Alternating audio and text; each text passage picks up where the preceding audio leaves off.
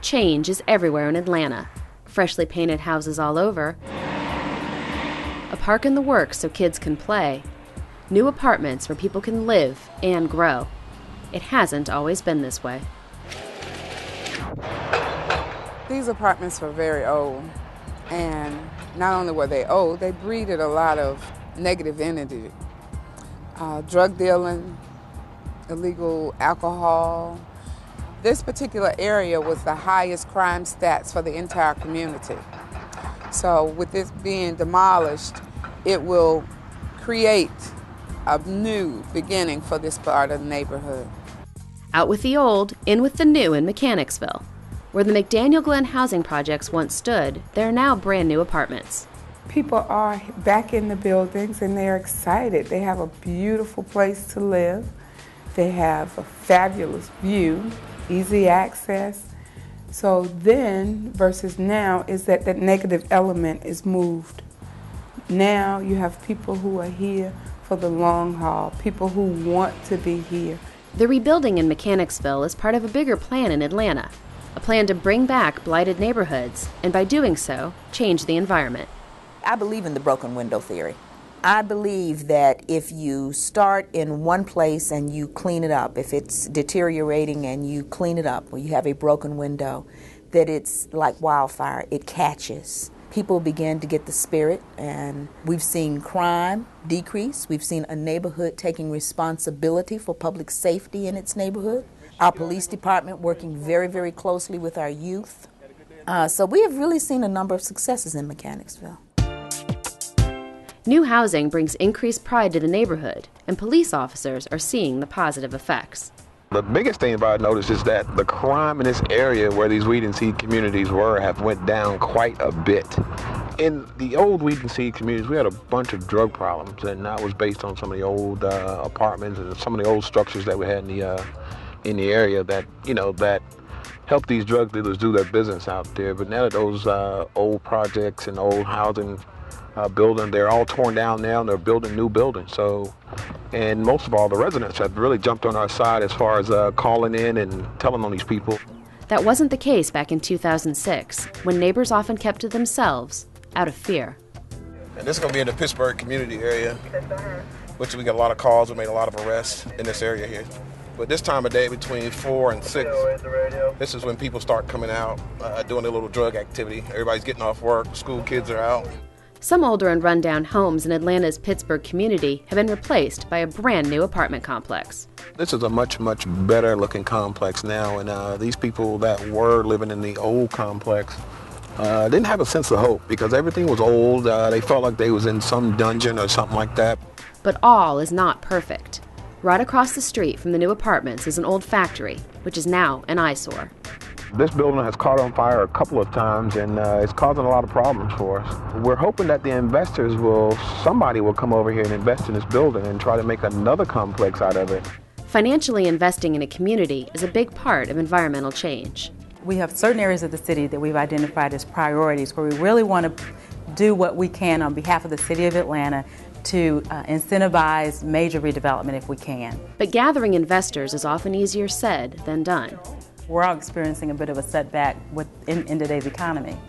A few years ago, when we were starting on some new projects, for example, in Vine City, we had the wind at our back, and even some downtown projects, Northwest Atlanta, we had a bit of the wind at our backs. And right now, I'm referring to the health of the real estate market and even the health of the capital markets. Today, we don't have the wind at our back, and the capital markets are very difficult. It's very hard to get money for a project. In Vine City, one major community project is well underway, the brand new Vine City Park. Well, I know the park will accomplish one thing. The neighborhood park is something that the community wanted to see. We got together several years ago and said, what is the one thing that this neighborhood needed? And it was green space. The construction of the park is impacting the area around it in a positive way. Things have changed in the neighborhood dealing with crime drastically, and it has changed for the good. When you talk about the park area in general, one of the border streets of the park, Grave Street, was one of the strongholds for our drug dealers. Now, because we was able to acquire land, tear down many of the houses they was using to do their business in, we have moved it, hopefully completely out of the neighborhood, but just like everything else, it's a give and push when it comes to crime.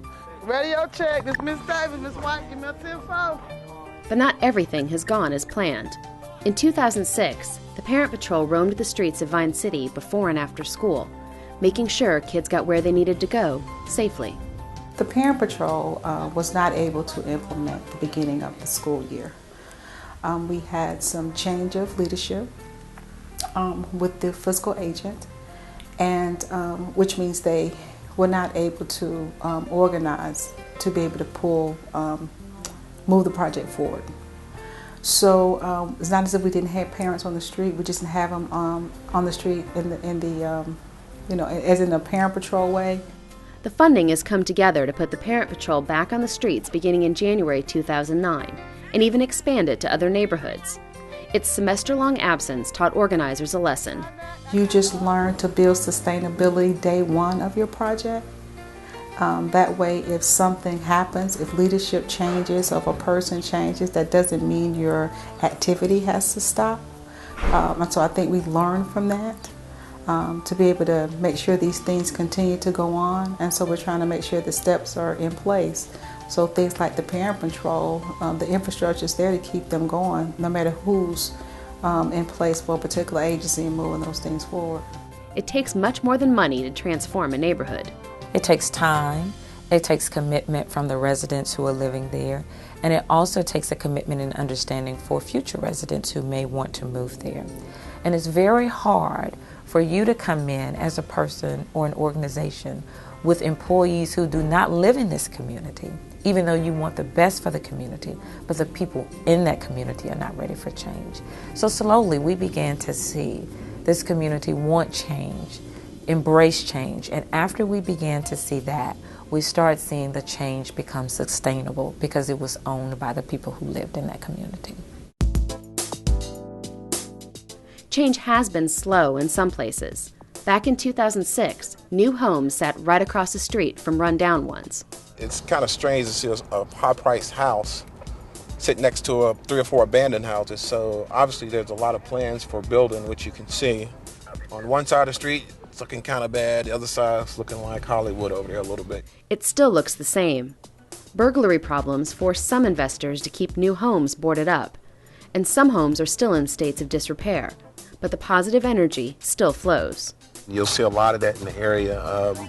But I think as time goes on, they're going to catch on, and hopefully some of these property owners jump on the bandwagon and make their property a little bit better. We're going to make sure we protect them and anybody else that need police services. So hopefully in this short period of time, hopefully this area will be good to go. Neighborhood leaders have learned from the past as they prepare for the future. When you're working in the community, the best thing to do is to be flexible, to understand that nothing is laid in stone, because at the end of the day, you're still working with residents. You're working with residents that have lives, that have problems, that have dreams of their own. You may have that plan laid to the T, but there's still so many factors that you can't control that you must be very flexible. Change has come to Atlanta neighborhoods, but there's more to do. Less drugs, less crime. It's not over. We still understand there's a battle to be fought. But the difference is that we have new equipment, we have new uniforms, we have new ideas that will help us to fight this battle in a different form, because now it's a different battle. We have learned that through obstacles come wonderful solutions, and that's what we work from.